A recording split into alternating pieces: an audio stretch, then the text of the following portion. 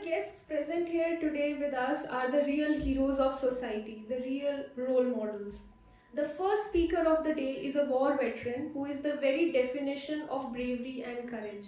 Commissioned as second lieutenant in 16th Battalion, the Grenadiers Regiment in Army, respected Captain Satyendra Sangwanji in 1996 has served at various locations such as Pathankot, Punjab, Leh, Dras sector, Kargil, and Jaipur.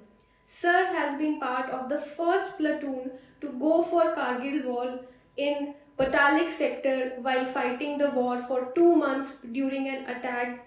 He lost his right leg below knee. But that did not affect his indomitable spirit as he not only participated in athletics at badminton in Paralympics, won many medals at international level for India, and won Asian Games and World Games in 2009.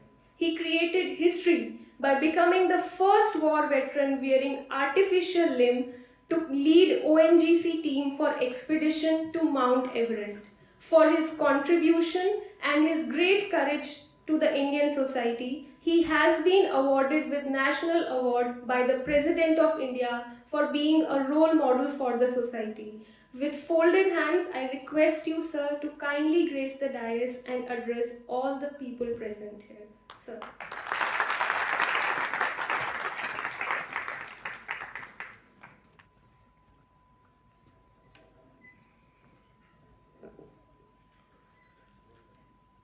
नमस्कार। आज आप सबका तहे दिल से शुक्रिया अदा करता हूं कि आपने मुझे एक सैनिक को इस सम्मान के लिए यहाँ आमंत्रित किया। आपकी यूनिवर्सिटी, आपकी फैकल्टी, आपके चांसलर साहब को बहुत बहुत धन्यवाद, और बाकी जितने महानुभाव यहाँ पर हैं और जो जिन सैनिकों के परिवारों से जो साथ में आए हैं, उन सब का बहुत बहुत आभार कि मुझे अपने इस परिवार में शामिल होने का एक अवसर प्राप्त हुआ है। और ये जो यंग बच्चे मेरे नज़रों के सामने एनसीसी यूनिफॉर्म में, कॉलेज की यूनिफॉर्म में, आप सबको देख के एक वही जोश आ रहा है कि जैसे आज से 24 साल पहले था। हमने अपनी किताबों में पढ़ा है और लोगों से सुना है, शहीदों की चिताओं पर लगेंगे हर बरस मेले, वतन पर मरने वालों का यही बाकी निशान होगा। आज का दिन हर इस शब्द को चरितार्थ करता है। हर बरस हम अपने शहीदों को याद करते हैं, बल्कि हर पल हमें अपने उन सेनानियों को याद रखना चाहिए जिनकी वजह से आज हमारा देश आज़ाद है, और ऐसे ही अनेकों युद्ध लड़ने के बाद हर बार दुश्मनों को हराते हुए विजय प्राप्त की है। और ऐसे ही एक समय में आज से 24 साल पहले 1999 में जब कारगिल युद्ध शुरू हुआ था, हम वो कुछ खुशकिस्मत लोग थे जिन्हें वर्दी पहनने का अवसर प्राप्त हुआ, अपने कंधों पे सितारे लगाने का अवसर प्राप्त हुआ, और ऐसा मौका मिला कि देश के लिए लड़ने का मौका भी मिला। मई के पहले हफ्ते में जब पता चला कि कुछ गडरिए, कुछ ऐसे पहाड़ों में कुछ लोग आ गए हैं, उनकी टोह लेने के लिए जिस प्लेटून को पहले चुना 16 ग्रेनेडियर्स रेजिमेंट, और ऐसा मौका जहां मैं अपने अधिक 15-20 कमांडोज के साथ में आगे बढ़ रहा था। पता नहीं था कि पाकिस्तानियों के साथ में हमला होगा। बटालिक सेक्टर में हम कोशिश कर रहे थे जल्दी से जल्दी ऊपर पहुंचने के लिए, लेकिन कुछ न कुछ ऐसी ताकत होती है कि जो आपको आगे नहीं बढ़ने देती। आपने अपनी ज़िंदगी के अंदर कई सारे ऐसे मौके देखे होंगे कि आप बहुत कुछ करना चाहते हैं, लेकिन हर बार कहीं ना कहीं कुछ आपको रोक रहा है। हमें नहीं पता था कि वो जो एक एक मिनट जो बीत रहा है वो हमारी ज़िंदगी और मौत का फैसला करने वाला है। 12 किलोमीटर ऊपर जब हम पहुंचे, अचानक 3 तरफ से पाकिस्तानियों ने हमारे पर हमला किया। लगभग 100-120 पाकिस्तानी 3 तरफ से हमारे पे हमला कर रहे थे, और ऐसे में 15 कमांडोज के साथ उनका मुकाबला किया। तभी एक जवान घायल अवस्था में नाले के वहाँ से पार इस तरफ आने लगा। एकदम जैसे ही रोका उसे हमने और बोला सब खत्म हो गया, सब मर गए, कमांडोज आ गए। वो बिल्कुल बेतहाशा था और मेरा बेस्ट पिस्टल फायर था। उसके 2 मिनट बाद एक और जवान पत्थरों के सहारे आया, 4 गोलियां उसके शरीर में लगी हुई थी। मैं पूछा क्या हुआ? बोला सब खत्म हो गया, सब मर गए। ऐसे में रात हो गई और उस जगह जहाँ जो नाला था उसमें एक लकड़ी का पुल था, वहाँ मशीन गन्स हमने लगा रखी थी। थोड़ी देर के बाद अचानक वहाँ हरकत होती है। जैसे ही मैं अपनी बंदूक से गोली चलाने लगता हूँ तो एकदम से आवाज़ है सर। पता चला वो मेरा जूनियर ऑफिसर लेफ्टिनेंट सिद्धार्थ था। पल भर, 1 सेकंड के अंदर जिंदगी और मौत। जैसे उनको बाहर निकाला, उन्होंने बताया कि 3 जवान घायल अवस्था के अंदर ऊपर पाकिस्तानियों के नीचे नाले में रुके हुए हैं, गिरे हुए हैं। रात 1:30-2 बजे रेंगते हुए। और जब मुझे पता है पाकिस्तानी हमारे ऊपर बाइनोकुलर्स और नाइट विजन गॉगल से निगाह रखे हुए हैं, ऐसी कंडीशन के अंदर मुझे पता था किसी भी समय हमारा आखिरी वक्त हो सकता है। जब मैं वहाँ पहुँचा, एक झाड़ियों में एक बंदा बैठा हुआ है, बंदूक उसके पास है। अब फैसला मुझे करना था कि मैं उसे गोली मार दूं या उसे बुला के देखूं। हो सकता है पाकिस्तानी हो। हिम्मत करके और आगे बढ़ा, हाथ में बंदूक में ट्रिगर लगा के दबाने वाला था। मैं आवाज़ निकाला पदम, क्योंकि मेरा वो हवलदार पदम नाम था उसका।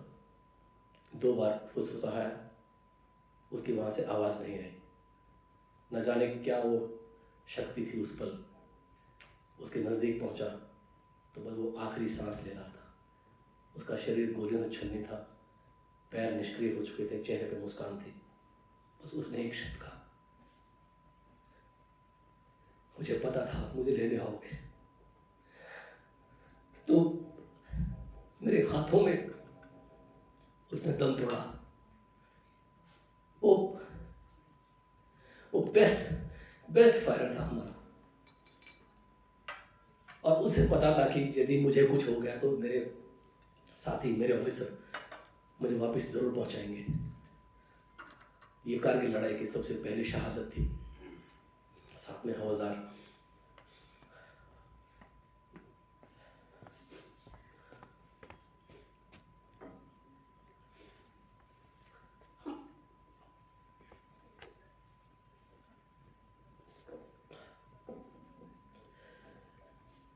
तो वो जो मंजर है, आज भी 24 साल बीत गए, लेकिन आज लगता है कि आज ये हो रहा है। हम वहाँ लड़ते रहे किसी तरह से, जब तक मैं उसको खींच के लेने लगा। आपको पता है, एक किसी कैजुअलिटी को उठाना अपने से 4 गुना वजन उठाने जितना होता है। घायल इंसान को लेकर उसे किस तरह से पत्थरों के साथ खींचते खींचते उसको नीचे लेके आया और आके मेरे जवानों को हैंडओवर किया कि उसे नीचे पहुंचाया जाए बॉडी को। और फिर हम आके लड़ते गए। 7 दिन तक भूखे प्यासे पाकिस्तानियों से लड़ते रहे। हमने अलग अलग जगह अपने आप को फैला लिया ताकि थोड़ी थोड़ी हम फायरिंग करें और पाकिस्तानियों को ये पता लगे कि हम बहुत ज़्यादा संख्या में हैं।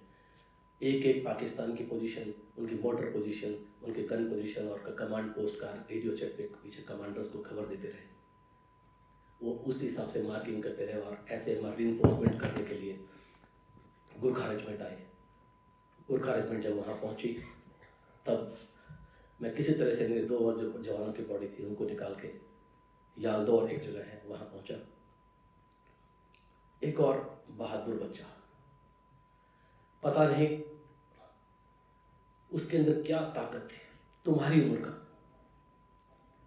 आया, बोला कि सर मैं लेफ्टिनेंट मनोज पांडे। मैं उसे गले लगाया, आप कैप्टन सांगवान हैं? मुखर्जी सर, हमें पता है कि सबसे आपके आखिरी पोस्ट में सबसे ऊपर आप हैं, आपके आगे कुछ नहीं है। मैं कहा हाँ सही है, और ये दुश्मन की सारी पोजीशंस की मैंने मार्क कर रखी है, ये ऐसे है। वो बोला कि हमें पता है पिछले 7 दिन से आप लड़ रहे हो, मैं आपके लिए क्या कर सकता हूँ। जिंदगी में पहली बार मिला वो साथी, वो कहता है मैं आपके लिए क्या कर सकता हूँ।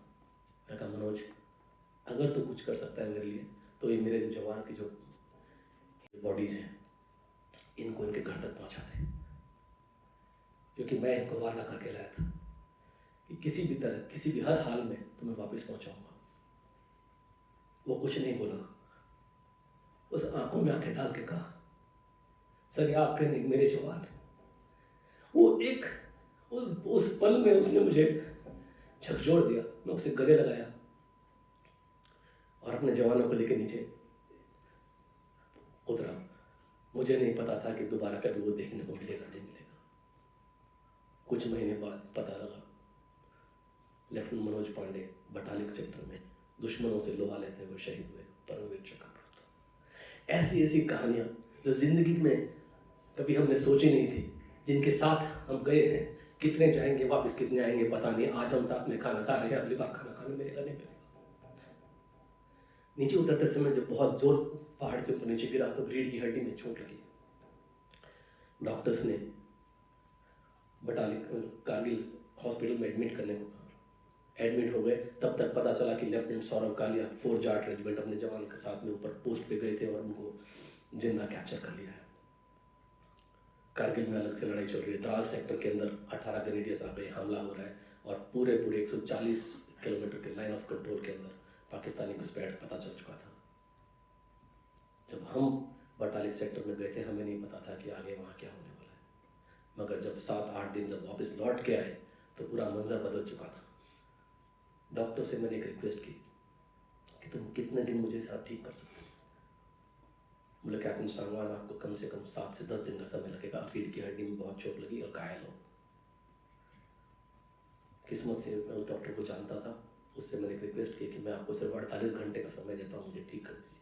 मेरी पलटन, मेरी बटालियन वहाँ लड़ रही है और मैं यहाँ हॉस्पिटल में नहीं बैठ सकता।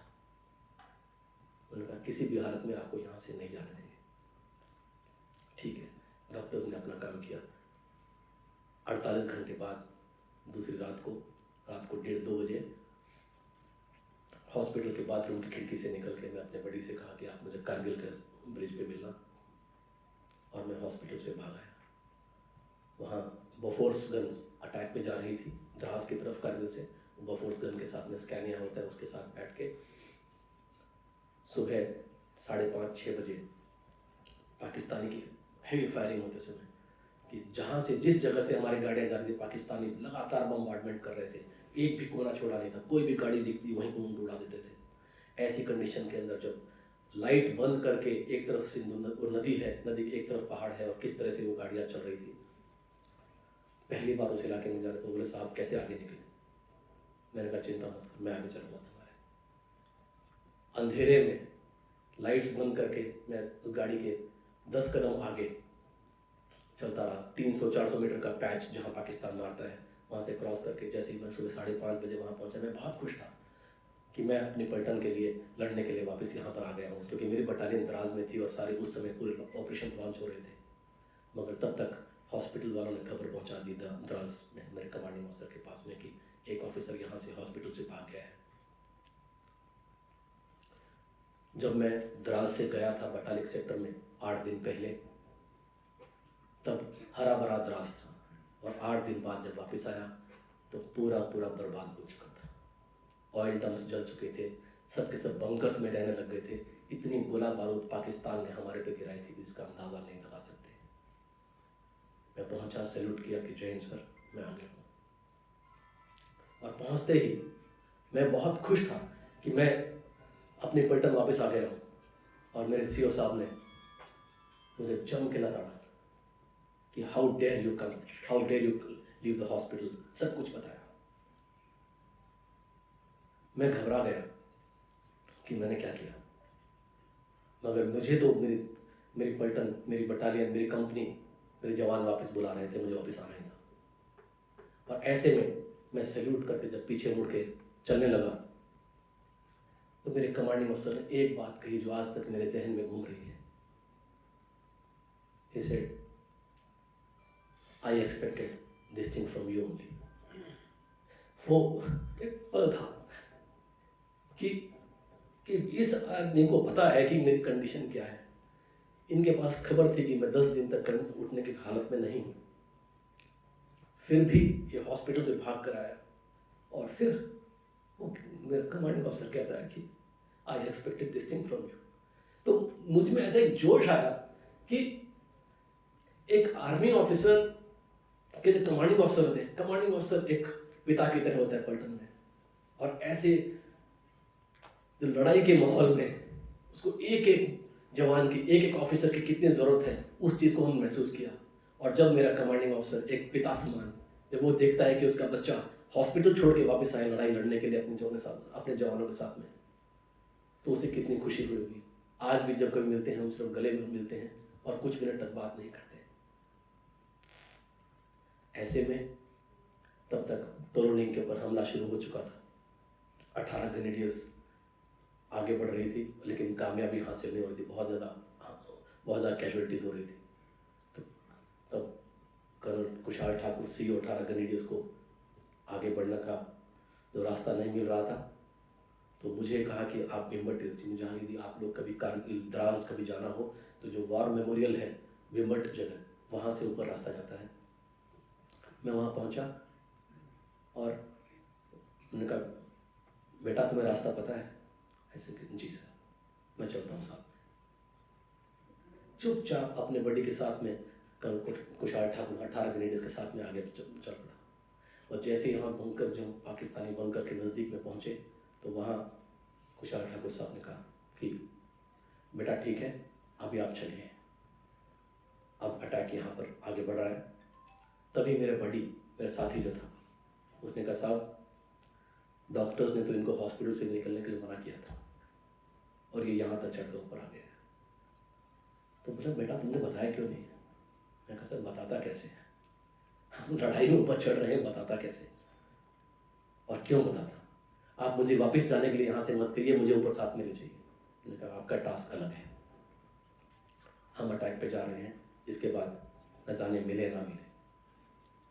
उस लड़ाई में मेजर आदरकारी और 2IC 18 ग्रेनेडियर्स शहीद हुए।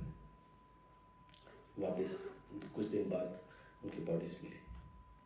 ऐसे एक एक करके जो वाकये होते गए, वो इतना मन में गुस्सा, इतना मन में जोश लेके आते थे कि पता नहीं किस तरह से हम इनको पाकिस्तान को ख़त्म कर दें। यहाँ से -20 -30 डिग्री टेम्परेचर, जूते फट चुके थे, भूख प्यास से हम वहाँ लड़ रहे थे। राशन की जगह हम मांगते थे कि हमें अधिक से अधिक गोला बारूद मिल जाए ताकि हम ऊपर चल जाए। और ये सब इसीलिए संभव हो पाया क्योंकि हमारी ट्रेनिंग बहुत सख्त थी। ट्रेनिंग में जिसने अच्छा पसीना बहाया वो आगे जाके बहुत ज़्यादा काम आता है, चाहे वो अपने एजुकेशन इंस्टीट्यूशन में हो, चाहे आपके NCC में हो। जो ताकत हमारे इस यूथ में है, आप में ताकत है, वो पूरी देश की ताकत है। आज आप सब यहाँ बैठे हो, कल को यहाँ से निकल के पूरे देश और दुनिया में फैलोगे, इस इंस्टीट्यूशन का नाम रोशन करोगे। जैसे हम अपने अपने स्कूल का, अपनी यूनिवर्सिटी का, अपने कॉलेज का, अपनी एकेडमी का नाम रोशन करते हैं। तो ये जो जज्बा देशभक्ति का हमारे इंस्टीट्यूशंस के थ्रू बच्चों में, आपकी उम्र में, वो उस तरह से एक जनरेशन से अगली जनरेशन, क्योंकि मेरी बेटी 24 साल की है। जब मैं 1971 में पैदा हुआ तो मेरे पिताजी इंडियन एयरफोर्स में थे, वो लड़ाई लड़ रहे थे। किस्मत देखिए, जब मैं लड़ाई लड़ रहा था, 4 महीने बाद मेरी बेटी पैदा हुई। संयोग है कि मेरे पिताजी लड़ाई लड़ रहे थे, मैं पैदा हुआ, जब मैं लड़ाई लड़ रहा था मेरी बेटी पैदा हुई। किस्मत का चक्र है। तो ये एक के बाद एक जनरेशन में ये ट्रांसफॉर्म होता है। और आपकी जो जनरेशन, आज आप इस दिवस पे इकट्ठे हुए हैं, यही कुछ ऐसी बातें, यही कुछ कहानियां और यही कुछ जज्बे आपके साथ शेयर करेंगे। तो सुनते सुनते जब ऐन वक्त आता है तो ये सब बातें बहुत काम आती हैं। हमें पता था कि हम ट्रेंड कमांडोज हैं, हम किसी भी हद तक जा सकते हैं, किसी को मार सकते हैं, काट सकते हैं। और ऐसे में जब देश के लिए लड़ रहे होते हो तो मारने काटने में कोई डर नहीं लगता। और हमने उनको इसलिए मारा, हमने इसको काटा क्योंकि वो मेरे साथियों के साथ, मेरे देश के साथ ऐसा कर रहे हैं। जब विक्रम बत्रा 5140 के ऊपर आखिरी पहाड़ी चढ़ के और जब तिरंगा झंडा फहराया और जो जोर से कहा कि ये दिल मांगे मोर, रेडियो सेट पे हम सुन रहे थे, और जब वो पाकिस्तान पे हमला करके वहाँ से पीछे से जिधर से सामने से हमला किया और पाकिस्तान के पीछे से निकल रहे थे, हम यहाँ से मशीन गन लगा रखे थे। जो बच के भाग रहे थे उनको मीडियम मशीन गन से एक एक करके उड़ाया, और जब बंकर्स पे पहुँच के जब हमला किया, जब इंसान मरने लगता है या कोई उसको मार रहा होता है, उसकी आंखों में मौत का डर होता है। उनको मारा, काटा, उड़ा दिया, क्योंकि उसने मेरे साथियों को उड़ाया था। एक एक पल, एक एक मिनट, एक एक सेंटीमीटर, एक एक mm का फर्क पड़ता है। साथ में हम थे, उन्होंने पाकिस्तानियों ने पूरी मशीन गन एक छोटे से बर्फ के पैच पे लगा रखे थे, क्योंकि वहाँ हमारा पानी नहीं था पीने के लिए। बर्फ को थोड़ा पिघला के हम थोड़ा सा पानी बना लेते थे, और जो केरोसिन का एक थोड़ा स्टोव था, केरोसिन का टिन कैन लेके हम कर रहे थे, थोड़ा उसको पानी बनाने के लिए बर्फ का एक टुकड़ा सा उठा के लेके आए, जो बर्फ के नज़दीक जाता था मशीन गन से जोर से फायर करते थे। जैसे ही वो आगे बढ़ा, मैंने एकदम से खींचा। अगर मैं 1 सेकंड पीछे होता, मेरे साथी का सर उड़ जाता। तभी पाकिस्तान रॉकेट से जोर से मारा, जिस पत्थर के सहारे में बैठा हुआ था, कि हमारे पास छत नहीं थी ऊपर, जिस पत्थर के सहारे पहाड़ में बैठा हुआ था, उसमें एकदम से धमाका हुआ, पूरा टुकड़े टुकड़े हो गया। यदि हेलमेट नहीं पहना होता तो मेरा सर भी उड़ चुका होता वहाँ पर। एक पल, 1 सेंटीमीटर जिंदगी और मौत का फैसला करता है। और ऐसे में जो पानी बना लिया, तो जो केरोसिन का टिन था उसके ऊपर बर्फ पिघला के ऊपर हल्का हल्का केरोसिन तैर रहा है, और हमने अपनी नाक बंद करके वो पानी पी के अपने साथियों में बांटा, 2-2, 4-4 घूंट लेके, चलो ठीक है और आगे लड़ते हैं। कुछ आटा था, आटे को जेब से निकाला, थोड़ा उसी पानी में गीला किया, और उसी केरोसिन की टिन के ऊपर ऐसे गर्म करके, ठीक है, टुकड़ा पापड़ बन गया, आधा जेब में रख लिया, आधा पता नहीं जब मौका मिले खा लेंगे। भूख, प्यास, दर्द क्या होता है, ये सब महसूस किया है, सब देखा, और ये सब इसीलिए कर पाए क्योंकि हमें इतनी अच्छी ट्रेनिंग मिली थी। हमारे उस्ताद, हमारे इंस्ट्रक्टर्स, हमारे गुरु, जिन लोगों ने जो कुछ सिखाया था, हर चीज़ वहाँ पर काम आई। जब ऐन वक्त आता है, जब जिंदगी और मौत का फैसला करने के वक्त आता है, तो ऐसे के अंदर आपकी जो जो चीज़ आपने बचपन में कभी सीखी होती हैं, ऐसी कभी कहानियाँ सुनी होती हैं, वही आपको जिंदा रखती है।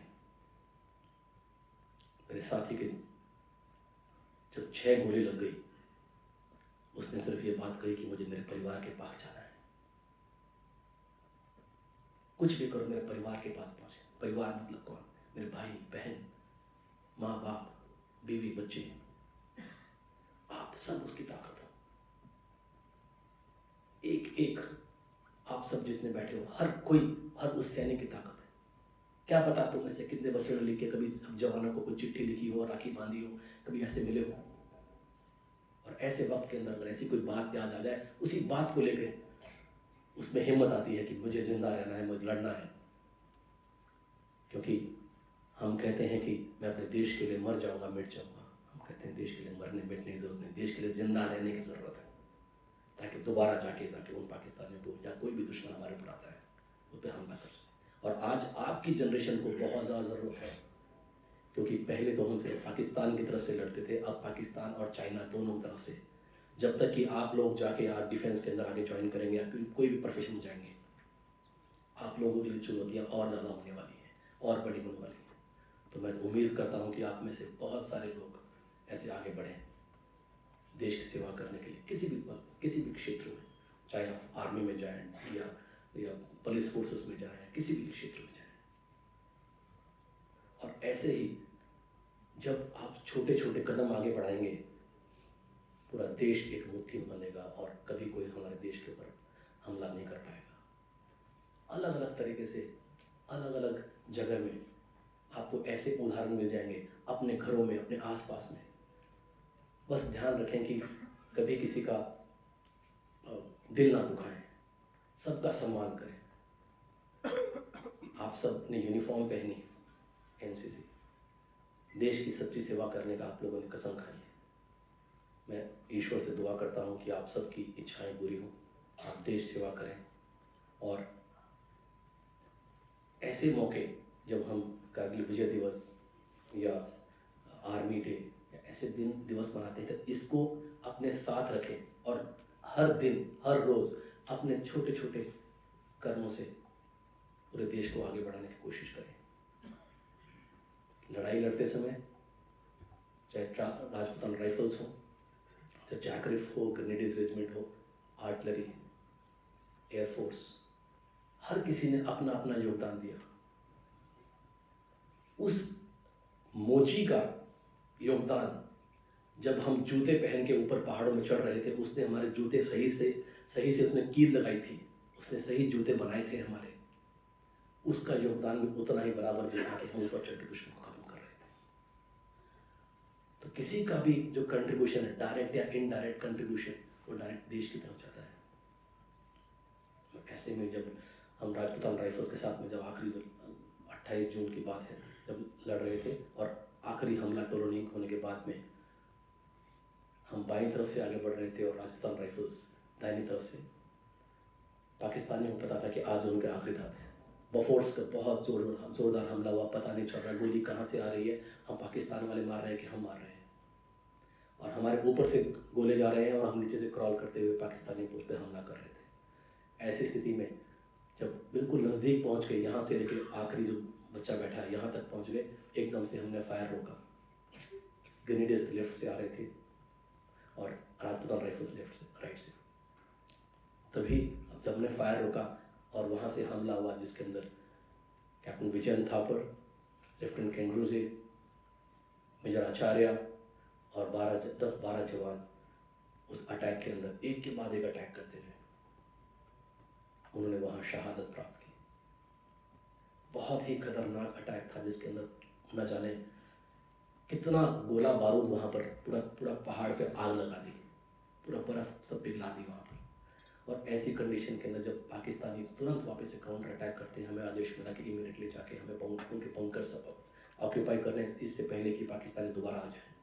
तो ऐसे ही मौके के अंदर जब मैं ऊपर अपने जवानों के साथ नीचे चढ़ने लगा, हम भूखे प्यासे थे, बहुत पीछे लंबी लाइन लग गई थी। मैंने कहा कि जब तक ये सब इकट्ठे नहीं हो जाते हैं, तो मैंने जीसी साहबान को कहा कि साहब आप सबका इंतजार कीजिए, इकट्ठा कीजिए और जब रेडियो सेट पर बता दीजिए। मैं अपना पैक्स वहाँ छोड़ के आगे बंकर में पहुँचा, देखा पाकिस्तानियों की 3-4 की लाशें गिरी हुई थी। उन्होंने उनके स्लीपिंग बैग वहाँ रखे थे और उन्होंने अपने जो बंकर है उसके आगे आईडी माइन लगा रखी थी। कुछ भाग रहे थे, भागते हुए गोलियाँ मारी, और पता नहीं हमारी तरफ से गोली थी कि किन की तरफ से गोलियाँ आ रही थी। तभी रेडियो सेट पे मैसेज मिला कि हम सब इकट्ठे हुए हैं। मैंने कहा मैं रास्ता देख लिया, रात के 11-11:30 बजे थे उस समय, और कोई रास्ता था नहीं। जैसे नीचे उतरने लगा तो पाकिस्तानियों ने चारों तरफ अपने एंटी पर्सनल माइन फील्ड बिछा रखी थी, बिछा के रखी, सब जगह ऐसे फेंक रखी थी। तो 10 कदम नीचे आया तो एकदम जोर से धमाका हुआ। मैं समझ नहीं पाया क्या हुआ, मैं गिरा। कुछ सेकंड्स के बाद एकदम पैर में बहुत दर्द होने लगा। जब दर्द होने लगा तो मैं महसूस करने की कोशिश की क्या हुआ। हाथ लगा के जैसे घुटने के नीचे देखा था, घुटने के नीचे पैर नहीं था, और ये इतना भयानक दर्द हुआ, चीखने लगा। हाथ लगाया, हड्डी, मांस फटा हुआ था, हड्डी लटक रही थी। तुरंत समझ गया कि मेरा एक पैर चला गया है। मैं जब जोर से चिल्लाया तो मेरे साथियों ने न जाने क्या सोचा। उन्हें लगा कि शायद सौरव कालिया को जैसे पकड़ लिया था और उनको पाकिस्तानी टॉर्चर कर रहे थे। हो सके कैप्टन सागवान को भी, हमारे लीडर को, पाकिस्तानी ने पकड़ लिया और वो उनसे टॉर्चर कर रहे हैं, उनसे वो चिल्ला रहे हैं, विनाश काले विपरीत बुद्धि। लड़ाई में ये देखने को मिला। जहां से मैं उन्हें बोल रहा था, चिल्ला रहा था दर्द के मारे, उन्होंने मेरी ही डायरेक्शन के अंदर मशीन गन लगाई, फायर करना शुरू कर दिया। जब बीच में थोड़ा सा समय मिला तो मैं जोर से चिल्लाया कि यहाँ माइन में मैं फंसा हुआ हूँ। तो जब उनको समझ में आया कि हालात ये है, आगे बढ़ने लगे। लेकिन ऐसा टाइम इतना ज़्यादा कीमती था वहाँ पर कि मैंने कहा कि नीचे ज़मीन पे पैर मत रखो, पत्थरों पे पैर रख के ऊपर आना, क्योंकि यहाँ पूरी माइन फील्ड है। और मैं दावे के साथ कह सकता हूँ, अगर आप में से ये कितने बंदे सभी बैठे हैं, अगर मैं कहूँ कि यहाँ से पूरी इस स्टेज पे माइन फील्ड बिछी हुई है, किसी भी कदम आप उड़ सकते हो तो आगे नहीं बढ़ सकते। ऐसे में जो हमारा आत्मविश्वास है, जो हमारी ट्रेनिंग है, एक दूसरे के लिए सहारा जो हम कभी छोड़ते नहीं हैं, वो जवान आगे बढ़े, पत्थरों के पैर रखते हुए पहुँचे। इमीडिएटली हमने अपने जो बंकर्स थे उनको ऑक्यूपाई करने की पोजीशंस लगाई कि इस जगह हमें ऑक्यूपाई करना है। और तभी आगे बढ़ते हुए जवानों ने कहा कि साहब ये क्या हो गया। कोई बात नहीं, जब तक कि वो मेरे पास पहुंचते मैं अपनी फर्स्ट फील्ड ड्रेसिंग निकाली, पट्टी से अपने पैर को और हड्डी और मांस को टाइट बांध लिया ताकि अधिक खून ना बहे, कि मुझे पता था अगर मैं बेहोश हो गया तो दोबारा कभी जिंदा नहीं उठूंगा और मेरा मिशन भी पूरा नहीं हुआ था। बंकर्स को ऑक्यूपाई किया, कैप्चर किया और अपनी गन पोजीशन लगाने के बाद में कमांडिंग ऑफिसर साहब को नीचे रिपोर्ट दिया कि हमने मिशन पूरा कर लिया है, हमारी डिप्लॉयमेंट हो गई है और एक और छोटी सी बात बतानी है। कि उनका क्या है, एक माइंड ब्लास्ट में मेरा दाहिना पैर उड़ गया है। तो बोले ये क्या हो गया, टास्क पूरा हो गया। वो मेरे बहादुर जवान जो मेरे साथ में थे उन्होंने कहा साहब हम आपको ऐसे यहाँ नहीं छोड़ेंगे। 3-4 जवान आज तक मुझे याद है किस तरह से ऊपर पहाड़ 12 किलोमीटर ऊपर पहाड़ों से मुझे अपने कंधों पे हाथ पे किस तरह से वो नीचे उठा के लेके आए, क्योंकि उनके अंदर ये जज्बा था, उन्हें पता था कि यदि उन्हें कुछ हो गया तो ये मेरा ऑफिसर मुझे कभी पीछे नहीं छोड़ेगा और मुझे इस बात का भरोसा था कि अगर मुझे कुछ हुआ तो ये मुझे कभी जिंदा पीछे नहीं छोड़ेगा। ये आपस का एक विश्वास, जिंदगी और मौत का विश्वास, ये जज्बा, ये ट्रेनिंग कि we never leave our men behind, ये इंडियन आर्मी की ताकत है, इस यूनिफॉर्म की ताकत है।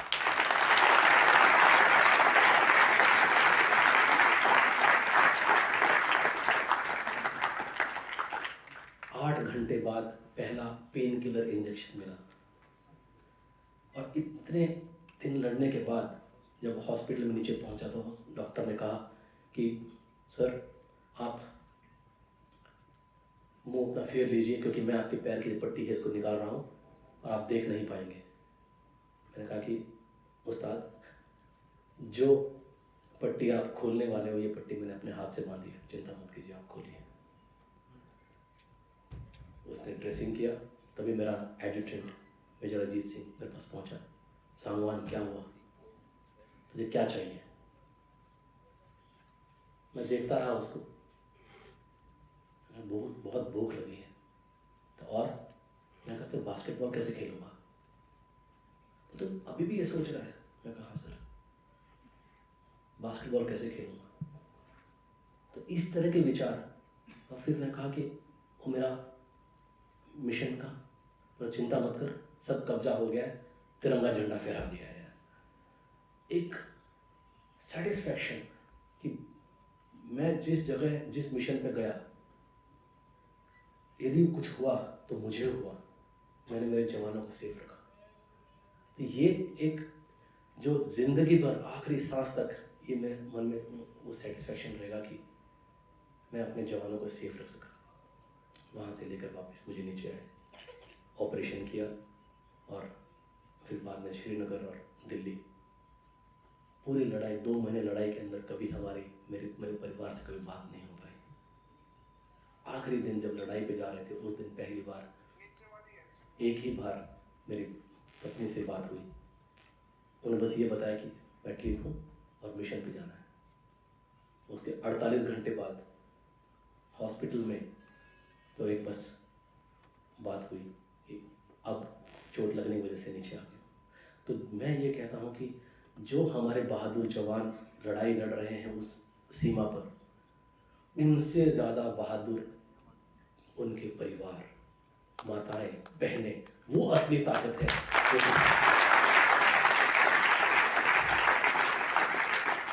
क्योंकि जब तक पूरा परिवार साथ ना हो, जब तक आपके बच्चे, आपका परिवार, बीवी, माँ, भाई, बहन साथ ना हो, और वो आपका सपोर्ट सिस्टम है, उनके मन पे क्या बीत रही होगी कि उन्होंने अपने दिल पे पत्थर रख के आपको आगे वहां भेजा हुआ है। और यही एक संबंध है, यही एक देशभक्ति का जो जज्बा है आपके में और आपके परिवारों में, जो कि अपने देश को इतना महान बनाता है। और बाकी वापस आने के बाद जिस तरह से पूरे देश ने स्वागत किया और पूरे देश ने सपोर्ट किया, तो एक पल भी कभी ये नहीं महसूस हुआ, एक पल भी कभी ये नहीं लगा कि मेरा एक दाहिना पैर नहीं है या मुझे कुछ हुआ है। बिकॉज ये कोई ऐसी कोई डिसेबिलिटी है ही नहीं। आपने देखा होगा ओलंपिक, पैरालंपिक लोग बहुत खेलते हैं, तो वही चीज़ ऐसे करते हुए एक के बाद एक, चाहे मैं खेल के मैदान में हो, चाहे नेशनल गेम्स हो, बैडमिंटन हो, एथलेटिक्स हो, जब जो जज्बा एक झंडा फहराने में हमारी पोस्ट पे होता है, वही जज्बा, ऐसा ही जज्बा जब हम कोई गोल्ड मेडल जीत के अपने देश के लिए तिरंगा झंडा फहराते हैं और राष्ट्रगीत गाया जाता है, वही एक जज्बा। तो मैं वो अपने आप को खुशकिस्मत इंसान समझता हूँ जो कि जिसने वर्दी के अंदर भी अपने देश की सेवा कर पाए, और वर्दी के बाद स्पोर्ट्स की दुनिया में पैरालंपिक्स के अंदर भी अगर देश का नाम वो झंडा फहरा सका, तो मैं बहुत खुशकिस्मत मानता हूँ। तो ऐसे में आगे बढ़ते हुए, चाहे अब माउंटेनियरिंग करते हुए, चाहे माउंट एवरेस्ट पे अपनी टीम को ऊपर लेके गए, ये सारी ताकत कहाँ से आती है? अपने परिवार से आती है, अपने देश से आती है। और आप सब उसके काबिल हो, आप सब में वो क्षमता है कि अपने देश के लिए जो चाह कर सकते हो। अब मैं आप लोगों से यही हाथ जोड़ के विनती करता हूँ और आप सबको दुआएं देता हूँ कि जो भी हो सके, जितना भी हो सके, अपने आप को इस देश सेवा में समर्पित करो, और ज़रूर जहाँ कहीं भी जितना भी आप कंट्रीब्यूट कर पाए, आपके थोड़े थोड़े कंट्रीब्यूशन से भी देश हमेशा तरक्की करेगा। बस इतना ही कहना चाहता हूँ कि और एक बार फिर से पुनः यूनिवर्सिटी ने जो हमें सम्मानित किया, हमें यहाँ बुलाया, इसके लिए प्रस्तुता आपका और पूरे फैकल्टी बच्चों सबका बहुत बहुत धन्यवाद कि मुझे आपका अपने परिवार।